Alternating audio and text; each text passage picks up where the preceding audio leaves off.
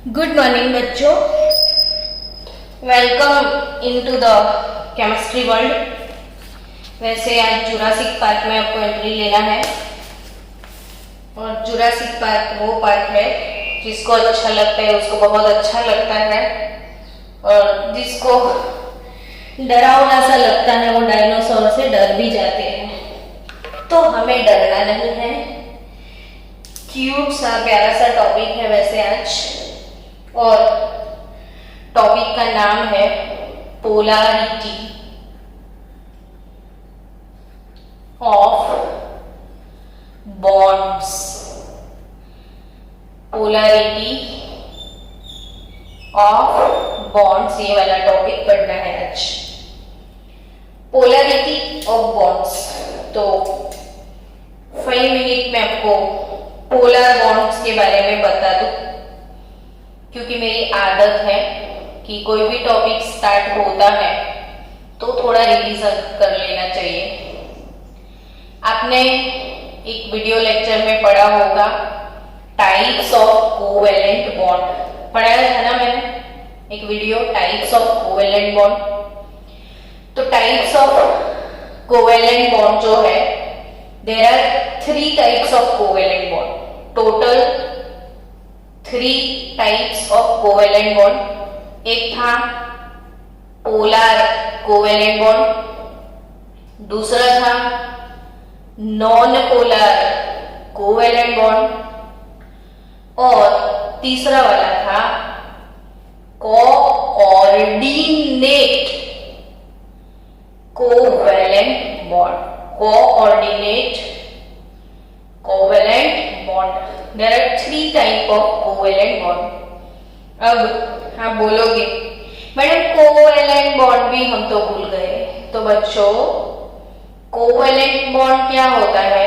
तो वो जो शेयरिंग वाला बॉन्ड, शेयरिंग से जो डेवलप हुआ था वो कोवेलेंट बॉन्ड, कि ऑक्सीजन और ऑक्सीजन दोनों के बीच में 2 इलेक्ट्रॉन का शेयरिंग होने के बाद ऑक्सीजन ऑक्सीजन के बीच में डबल बॉन्ड क्रिएट होता है। तो वो इलेक्ट्रॉन की शेयरिंग करके ये 2 इलेक्ट्रॉन इसके और ये वाले 2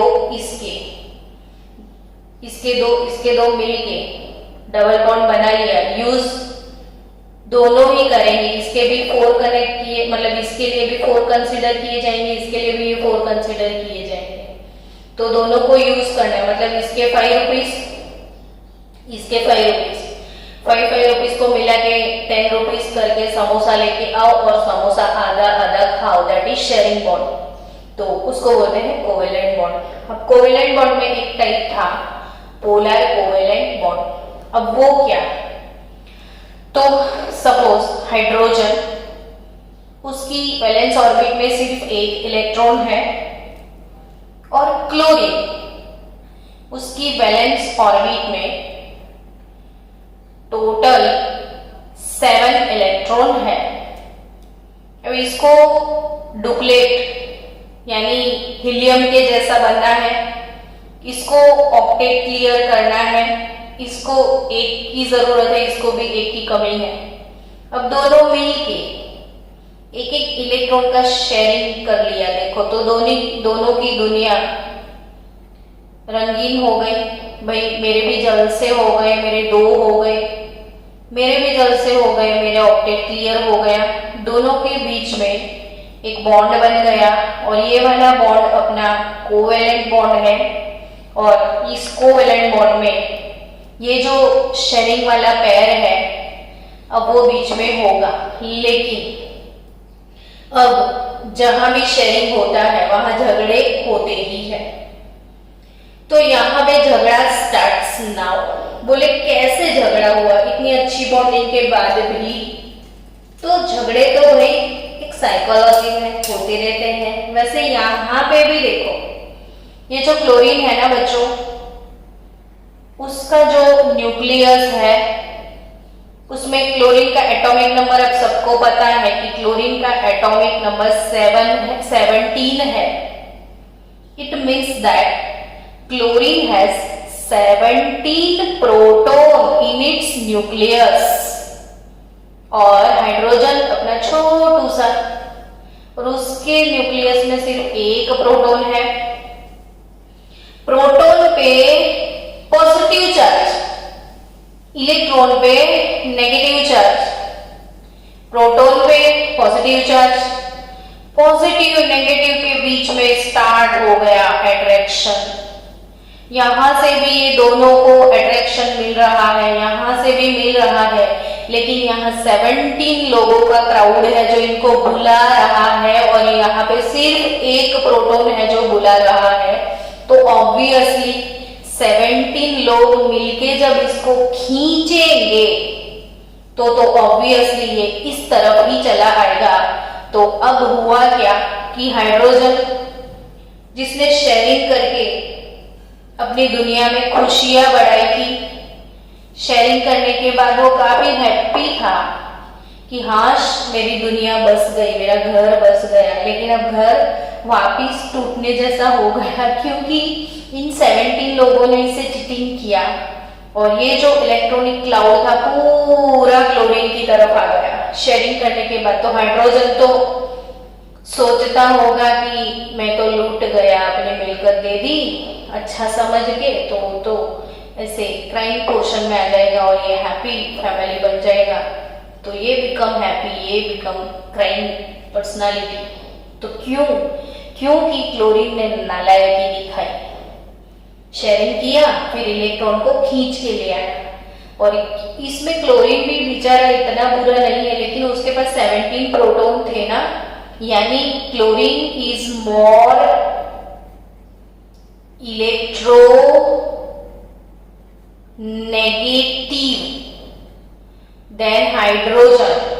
electronegativity of chlorine is greater than that of hydrogen. और मेरी हमेशा की फिर से आदत है कि कितनी बार मैंने इलेक्ट्रोनेगेटिविटी सीखा है, लेकिन फिर भी आज एक बार मैं रिवाइज कर दूं उसकी डेफिनेशन ताकि आप अच्छे से समझ जाओ कि ये जो शेयरिंग वाला पेयर है उसको अपनी तरफ ऐसे अट्रैक्ट करना, शेयरिंग वाले पेयर को, शेयर्ड इलेक्ट्रॉन को अपनी तरफ खींचने की जो ताकत है इसको इलेक्ट्रोनेगेटिविटी बोलते हैं। तो इलेक्ट्रोनेगेटिविटी का डेफिनेशन भी एक बार फिर से सीख लो कि कैपेसिटी टू अट्रैक्ट शेयरिंग या shared electron pair towards itself is called electronegativity. Capacity to attract shared electron pair towards itself is called electronegativity. तो यानी कि शेयरिंग किया हुआ जो भी मटेरियल है वो अपनी तरफ खींचने का कैपेसिटी क्लोरीन का ज्यादा है हाइड्रोजन की कंपैरिजन में।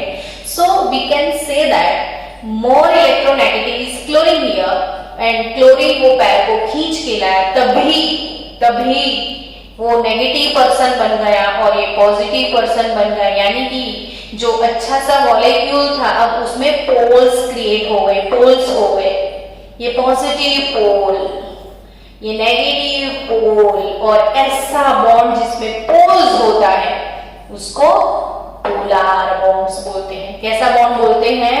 Polar bond. तो आज का टॉपिक ये पोलर तो है, चलो HCl पोलर है, तो अब HF के बारे में सोचो। तो सबको पता है भाई क्लोरीन से पूरे periodic table, in whole periodic table highest electronegative element, highest in whole यानी 118 एलिमेंट है टोटल ऑल टुगेदर, इसमें से हाईएस्ट इलेक्ट्रोनेगेटिव बंदा है फ्लोरीन, जिसकी इलेक्ट्रोनेगेटिविटी हमने कंसीडर की हुई है 4 यूनिट। तो ये सबसे ज्यादा इलेक्ट्रोनेगेटिव फ्लोरीन है, क्लोरीन से भी ज्यादा फ्लोरीन। तो वो तो इसको बहुत अच्छे से लूटेगा हाइड्रोजन को, बेचारे को। तो ये बॉन्ड भी बनेगा ना पोलर। अब सोचो HCl भी पोलर, HF भी पोलर, ओके OH के बारे में सोचो। अगर ऑक्सीजन और हाइड्रोजन के बीच में शेयरिंग होके बॉन्ड बना है तो obviously oxygen is more electronegative than hydrogen, तो यहाँ पे ऑक्सीजन नेगेटिव, हाइड्रोजन पॉजिटिव। तो अगर NH के बीच में बॉन्ड बन गया तो नाइट्रोजन इज मोर, हाइड्रोजन को तो सब लूट रहे हैं, ऐसा नहीं लगा बेचारा, मुझे बहुत पसंद है हाइड्रोजन बिकॉज कि हमेशा सबको देता रहता है, इसलिए हाइड्रोजन मेरा फेवरेट है कि सबको दे दो, फ्री हो जाओ सब कुछ देके। तो ये हाइड्रोजन सबको गिफ्ट कर रहा है सबको। तो ये सारे बॉन्ड्स जो है ना बच्चों पोलर है, मैंने कितने लिखे देखो, HCl तो पोलर, HF तो पोलर, OH तो पोलर, NH तो पोलर। इन सब लोगों ने शेयरिंग करने के बाद किसी न किसी को लूट के रखा है, लूट मचाया हुआ है। तो ये सारे बॉन्ड पोलर्स हो गए, यानी अब तो ये तो कोवैलेंट बॉन्ड थे ना बच्चों, ये कौन से बॉन्ड थे, कोवैलेंट बॉन्ड थे। और कोवैलेंट बॉन्ड बनने के बाद एक खींचातानी शुरू हो गई, यानी कि बाप रे ये तो नेगेटिव पॉजिटिव पोल आ गए। तो हमने तो ऐसा पढ़ा था कि पॉजिटिव आयन नेगेटिव आयन तो आयोनिक बॉन्ड में होते हैं, ये तो कोवैलेंट बॉन्ड में भी ऐसा होने लगा है। तो भाई कोवैलेंट बॉन्ड कभी प्योरली कोवैलेंट नहीं होता है, कोवैलेंट बॉन्ड कभी प्योरली कोवैलेंट, हाँ इन केस ऑफ ClCl दोनों सेम है, दोनों सेम है, hydrogen hydrogen, oxygen oxygen, nitrogen nitrogen, fluorine fluorine, दोनों तरफ सेम एलिमेंट है, यानी सेम इलेक्ट्रोनेगेटिव एलिमेंट से अगर शेयरिंग हुआ है तो दे आर प्योरली कोवैलेंट। ये प्योरली कोवैलेंट है but they are not purely covalent, somehow ionic character also is that. और ये ऐसे जो बॉन्ड है वो कोवैलेंट होने के साथ साथ उसमें आयोनिक कैरेक्टर भी होता ही है, कोवैलेंट होने के बाद इसमें आयोनिक कैरेक्टर भी होता है। So the existence of 100% ionic और covalent bond present in ideal situation, यानी ये आइडल सिचुएशन भी है कि वो 100% आयोनिक होगा या 100% कोवैलेंट होगा। तो रियलिटी देखी जाए तो no bond or a compound is either completely covalent or ionic. So even in case of covalent bond between two hydrogen atom there is some ionic character also. यानी ये भी प्योरली कोवैलेंट आइडल सिचुएशन तो नहीं है, इसको थोड़ा सा ionic character तो होगा ही होगा। सो बच्चों कोई भी प्योरली कोवैलेंट बॉन्ड में आयोनिक कैरेक्टर होता ही है, और वो आयोनिक कैरेक्टर कैसे कैलकुलेट किया जाता है वो सारी चीजें मुझे आपको सिखानी है। अब ये टॉपिक जो शुरू होने वाला है ना बच्चों, वो टेक्स्ट बुक में इतना, मतलब मैं जो पूरा टॉपिक 3 डेज लगेंगे मुझे ये पोलैरिटी और सब में, तो आई डोंट थिंक कि आपको टेक्स्ट बुक में ये चीजें 100% मिले, नहीं होगी। सो ये आपको नोट डाउन करना है सारी चीजों को, और आपकी नोटबुक में बार बार लिखते रहना, बार बार वीडियो रिवाइज करते रहना ताकि ये चीजें आप भूल ना पाओ। सो कहीं टेक्स्ट बुक के अंदर सारी चीजें अवेलेबल नहीं होने वाली है, तो आप सब कुछ कलेक्ट करके सीख लेना। अब बच्चों मैंने ये बोला कि ये प्योरली कोवैलेंट नहीं है, उसमें आयोनिक कैरेक्टर भी है, यानी कि ऐसे बॉन्ड को पोलर बॉन्ड बोलते हैं।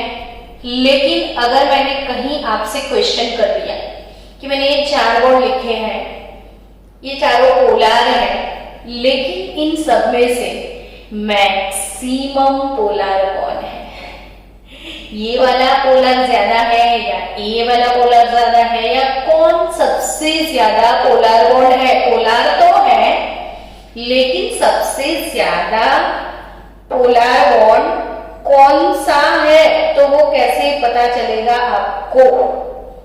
तो बच्चों कि ये पोलराइजेशन होने के बाद इसका कुछ ना कुछ चलो मेरे पास निसर्ग है और मेरे पास देव है और मेरे पास मक्खी है। अब मक्खी, निसर्ग और देव, ये 3 स्टूडेंट जो है, अगर मैंने क्वेश्चन पूछ लिया कि ये तीनों में सबसे भारी यानी सबसे हैवी स्टूडेंट कौन है, तो ऑब्वियसली आप बोलोगे कि मैडम सबका वेट बताओ तो पता चले ना। तो इन सबका जो भारीनेस है, हैवीनेस है, उनका मैग्नीट्यूड हमें चाहिए, वो है वेट। तो समझो कि निसर्ग का वेट 100 केजी है, देव का वेट 200 केजी है और मक्खी का वेट 300 केजी है। तो आपके पास आंसर हो गया। मैडम अब तो क्लियर है, सबसे ज्यादा हैवीएस्ट पार्टिकल हमारी मक्खी है। शुभ। तो ये जो कैसे पता चला कि सबसे ज्यादा हैवी कौन है? तो because of this magnitude of their weight. ऐसे ही ये बॉन्ड पोलर है, ये बॉन्ड पोलर है, ये भी पोलर, सही बात है। लेकिन इन सब में से मैक्सिमम पोलर कौन होगा? तो वो तो कैसे पता चलेगा? तो वो तो कैलकुलेट करना पड़ेगा इनका मैग्नीट्यूड। यानी बच्चों व्हाट इज पोलैरिटी? तो वही चीज सीखना है कि मैग्नीट्यूड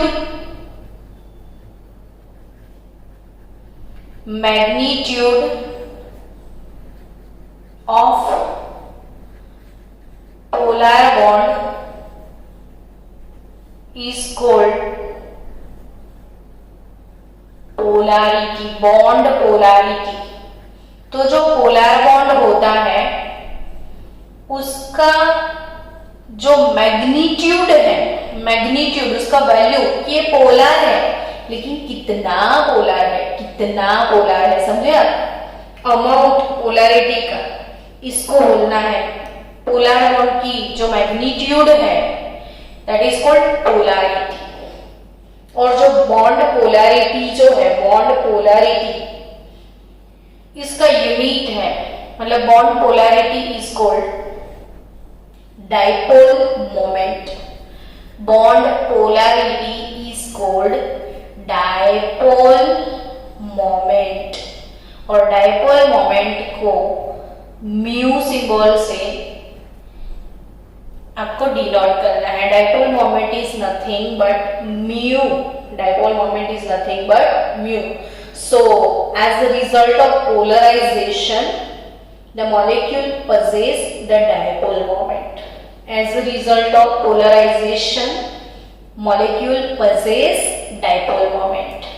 यानी HF possess dipole moment, HCl possess dipole moment, OH possess dipole moment, NH possess dipole moment. तो मैंने क्या बोला कि as a result of polarization, the molecule possess the dipole moment. अब ये dipole moment है क्या? तो dipole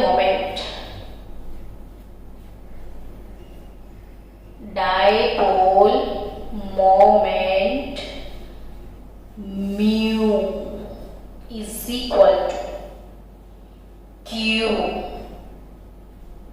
into D होता है। Q into D होता है। तो ये Q क्या है? तो Q मतलब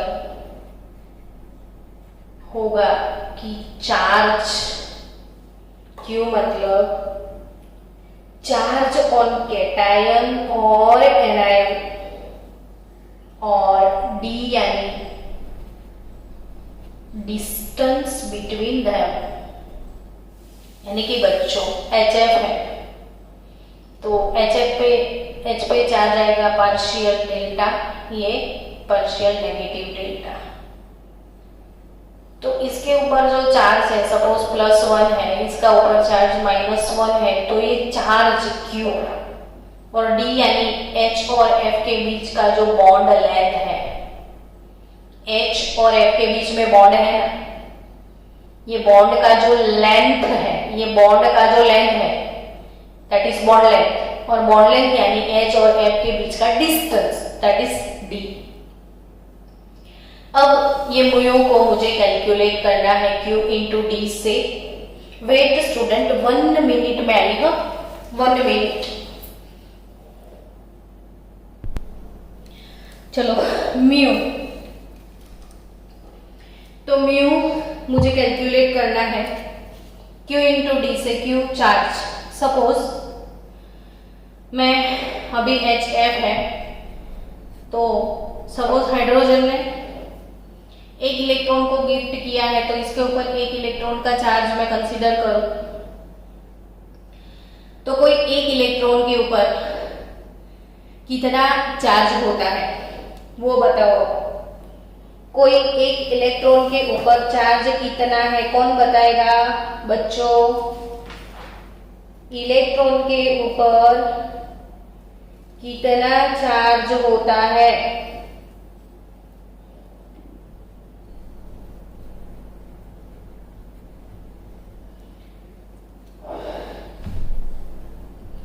वन यूनिट चार्ज कितना होता है? ये 1 यूनिट चार्ज है तो वो कितना होता है? तो 4.8 इंटू 10⁻⁻10 इलेक्ट्रोस्टैटिक यूनिट। आपने चैप्टर 2 में एक टेबल था, इलेक्ट्रॉन के ऊपर प्रोटॉन के ऊपर चार्ज कितना है, मैंने कितनी बार बोला था, सब बोल नहीं रहे हैं पर मुझे पता है सबको बाय हार्ट हो गया होगा कि जो यूनिट चार्ज है कोई एक इलेक्ट्रॉन के ऊपर वो कूलम्ब में कितना है, तो सबको तो पता है ना, कूलम्ब चार्ज -1.6022 इंटू 10⁻⁻19 कूलम्ब, और इलेक्ट्रोस्टैटिक यूनिट में है 4.8 इंटू 10⁻⁻10 इलेक्ट्रोस्टैटिक यूनिट ESU। तो charge, unit charge on electron -1 जो लिखते हैं यूनिट चार्ज, वो एक्चुअली कितना होता है कूलम्ब में, तो ये इतना कूलम्ब में होता है, इतना इलेक्ट्रोस्टैटिक यूनिट में होता है। नाउ सपोज हम इलेक्ट्रोस्टैटिक यूनिट वाला अभी कंसीडर करें, तो जो चार्ज है Q, उसका मैंने वैल्यू यहाँ पे डाल दिया 4.8 इंटू 10⁻⁻10 ESU, एंड डिस्टेंस, ये दोनों का बॉन्ड लेंथ को मैं यूनिट डिस्टेंस 1 एंगस्ट्रॉम अगर कंसीडर करूं, यूनिट डिस्टेंस दोनों का, मैं इसका यूनिट चार्ज ले रही हूं, मैं इसका यूनिट डिस्टेंस ले रही हूं, तो यूनिट डिस्टेंस 1 एंगस्ट्रॉम मैं कंसीडर करती हूं, तो मेरे बच्चों को 1 एंगस्ट्रॉम का वैल्यू भी पता है। तो 1 एंगस्ट्रॉम कितना सेंटीमीटर होता है? तो 10⁻⁸ सेंटीमीटर होता है, याद है ना? एक एंगस्ट्रॉम कितना सेंटीमीटर होता है? तो 10⁻⁸। तो इसको मैं सेंटीमीटर में कन्वर्ट कर लूं, तो 10⁻⁸ सेंटीमीटर। बड़े ध्यान से ये लिखना, ये टेक्स्ट बुक में नहीं मिलेगा आपको। 4.8 इंटू 10⁻⁻10 -8 ESU इंटू सेंटीमीटर। तो mu is equal to 4.8 into 10⁻⁻18 ESU into centimetre.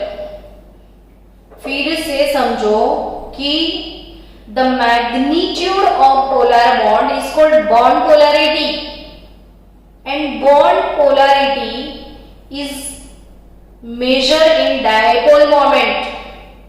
dipole moment जो कि म्यू है वो है Q into D। Q that is unit charge, distance that is unit distance, तो यूनिट चार्ज Q ESU में इतना होता है और यूनिट डिस्टेंस जो है वो इतना होता है। अब दोनों को मिला के मुझे मिल गया 4.8 10⁻18 ESU इंटू सेंटीमीटर और बच्चों और 10⁻18 ESU इंटू सेंटीमीटर को 1 डे बाय कंसीडर किया है हमने, तो ये इसका यूनिट बना दिया है 1 डे बाय यानी कैपिटल D।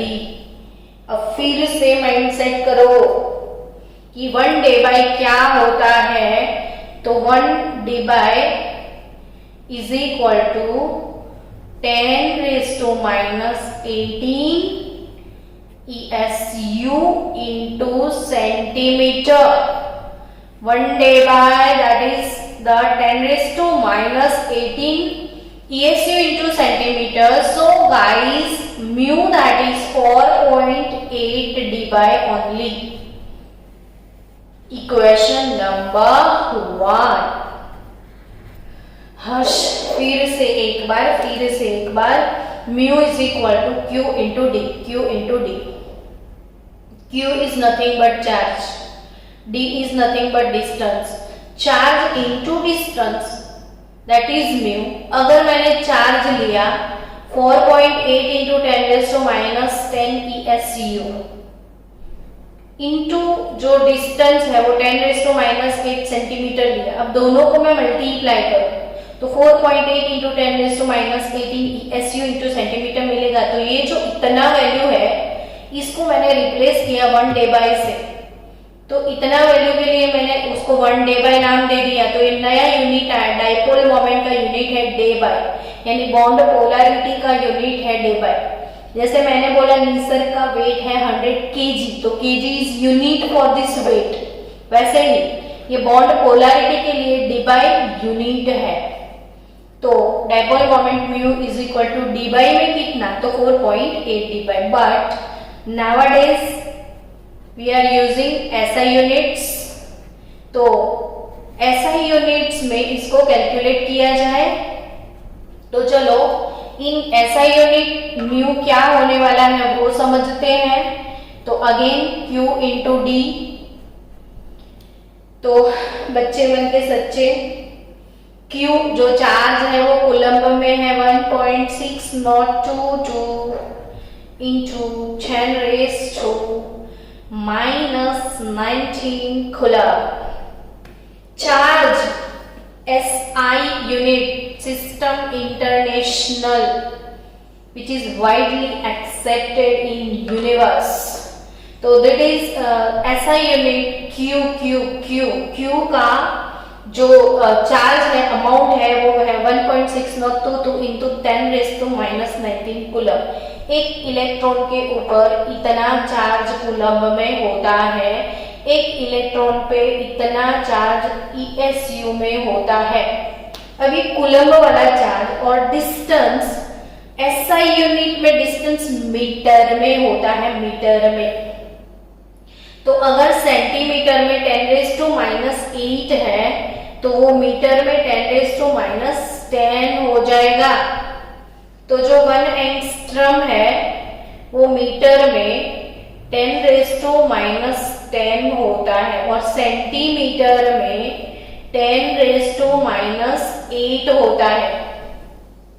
सो गाइस, अब you will get 1.6022 into 10⁻29 coulomb into metre. cm मत समझना, इसको सेंटीमीटर मत समझ लेना, it's a coulomb into metre, coulomb into metre. So mu is equal to, we will get another unit 1.6022 into 10⁻29 coulomb into metre. But बच्चों, हमने तो अभी एक फॉर्मूला लेके आए थे, mu is equal to 1.8 debye, madam आपने 4.8 D bye बताया था। अभी आप बोल रहे हो कि mu is equal to 1.6022 into 10⁻⁻29 coulomb into metre होता है। तो अब इन दोनों को कंपेयर किया जाएगा। Wait for 1 minute.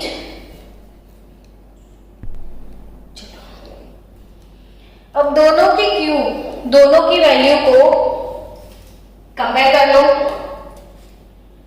तो 4.8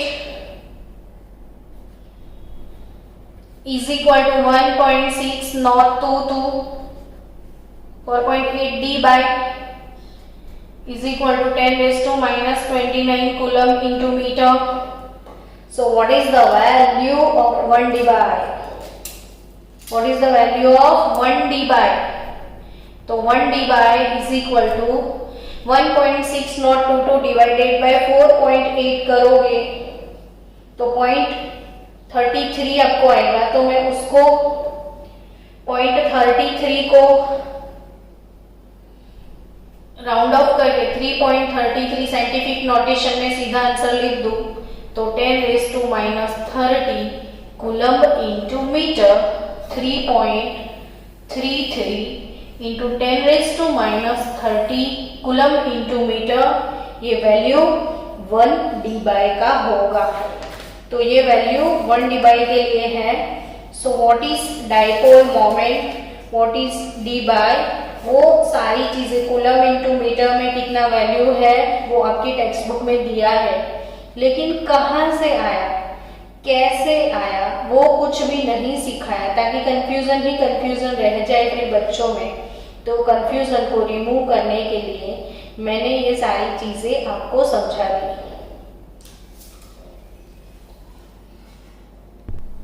चलो स्टूडेंट्स, अब डाइपोल मोमेंट की बात करें, थोड़ी आगे बढ़ाते हैं। तो further dipole moment is a vector quantity. क्या बोला मैंने कि डाइपोल मोमेंट अपने फिजिक्स में आई थिंक वेक्टर चैप्टर पढ़ लिया होगा, और ये बता दूं आपको कि dipole moment is a vector quantity. So इसको कैसे डेपिक्ट किया जाता है या इसका सिंबल कैसा होता है, तो जैसे HF है, अब ये वाला बॉन्ड पोलर बॉन्ड है, तो ये जो वेक्टर है बॉन्ड पोलरिटी का, वो वेक्टर फ्लोरीन के टुवर्ड्स होता है। यानी कि बच्चों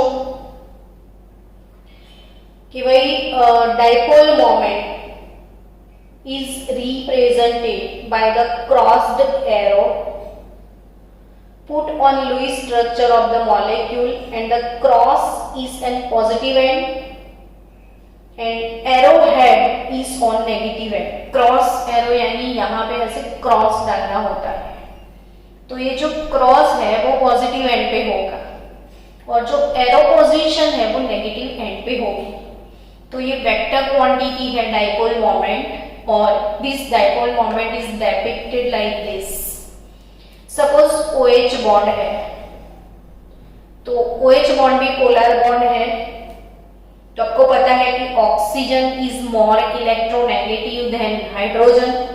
सो पूरा इलेक्ट्रॉनिक क्लाउड जो है, इनका electronic cloud shift towards oxygen, not for hydrogen, shift towards oxygen. So ये क्रॉस एरो ऐसे होगा, इसके लिए इसको ऐसे आप डेपिक्ट कर सकते हो, इसको ऐसे दिखा सकते हो आप। सो डाइपोल मोमेंट की बात को आगे बढ़ाते हुए कि in case of polyatomic molecules, polyatomic molecules यानी पोली यानी सो मैनी, एटॉमिक जिसमें more than 1, more than 2, more than 3, suppose 2 atom है तो it is diatomic molecule, this is diatomic molecule, this is also diatomic molecule. CO2 NO2 triatomic molecule, tetraatomic molecule CH4, तो इसमें तो 5 atom हो गए, तो ऐसे कि मोर देन 4 है तो आप इसको बोलोगे पॉली एटॉमिक मॉलिक्यूल, जिसमें बहुत सारे एटम्स है वो poly atomic molecule. So guys, in case of poly atomic molecules the dipole moment not only depend upon the individual dipole moment of bonds, मैंने क्या बोला, in case of polyatomic molecule, आप mention भी करते जाना, in case of polyatomic molecule dipole moment, dm में लिख दो dipole moment के लिए, तो डाइपोल मोमेंट तो अपना म्यू भी है ना, तो mu dipole moment not only depends upon the individual dipole moment,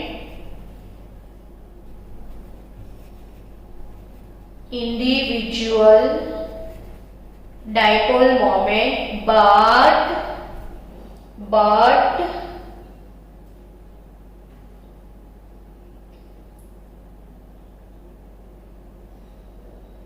also on the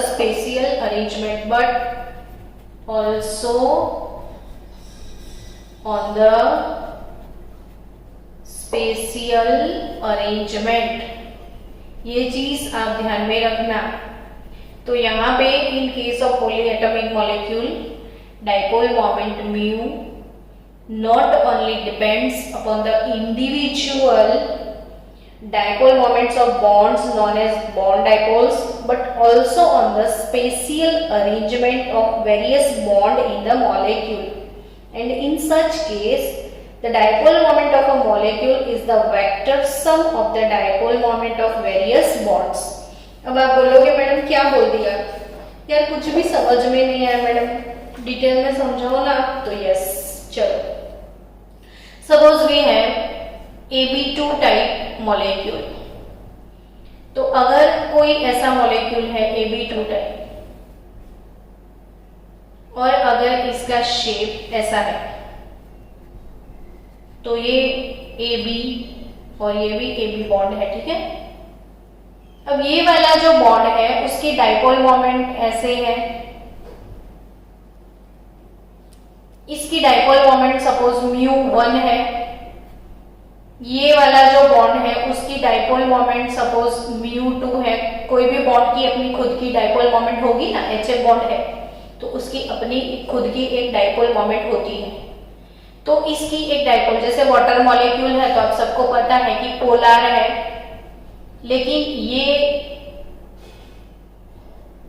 ऐसे है ना, तो दोनों की डाइपोल मोमेंट ऑक्सीजन के टुवर्ड्स है, लेकिन बीच में एक स्पेसिफिक बॉन्ड एंगल भी है। अब ये चीज समझ में आएगी। इन case of polyatomic molecule dipole moment not only depends upon the individual dipole moment but also on the spatial arrangement of bonds. अब सपोज इसकी μ1 है और इन दोनों के बीच का एंगल थीटा है, तो ये जो दोनों वेक्टर क्वांटिटी है उसका रिजल्टेंट वेक्टर वैल्यू निकालना पड़ता है। तो अकॉर्डिंग टू फिजिक्स आपने पढ़ा ही होगा कि रिजल्टेंट म्यू कैसे निकलता है दोनों का, तो उसके लिए फॉर्मूला है बच्चों μ1 square plus μ2 square, dipole moment of this bond plus dipole moment of this bond plus 2 μ1 into μ2 cos theta. तो अगर कोई मॉलिक्यूल है उसकी स्पेशियल अरेंजमेंट देखनी पड़ती है और स्पेस के हिसाब से वो जो दो वेक्टर क्वांटिटी है उन दोनों के बीच का एंगल अगर थीटा है, तो जो रिजल्टेंट डाइपोल मोमेंट है वो कैसे कैलकुलेट की जाती है, तो resultant dipole moment mu is equal to dipole moment of this bond μ1 square plus dipole moment of this bond μ2 square plus 2 μ1 μ2 cos theta plus 2 μ1 μ2 cos theta. Got it? So guys, I think आपको पूरी ये चीज समझ में आई होगी। अब इसके और आगे का जो टॉपिक है वो हम कल पढ़ेंगे, नहीं तो पूरा वीडियो इतना लंबा हो जाएगा कि आपको मजा ही नहीं आएगा। तो आज के लिए इतना काफी है, इतने वीडियो को रिवाइज करके आप रख देना, और कल हम डायपोल मोमेंट में बहुत सारी चीजों पे फोकस करेंगे।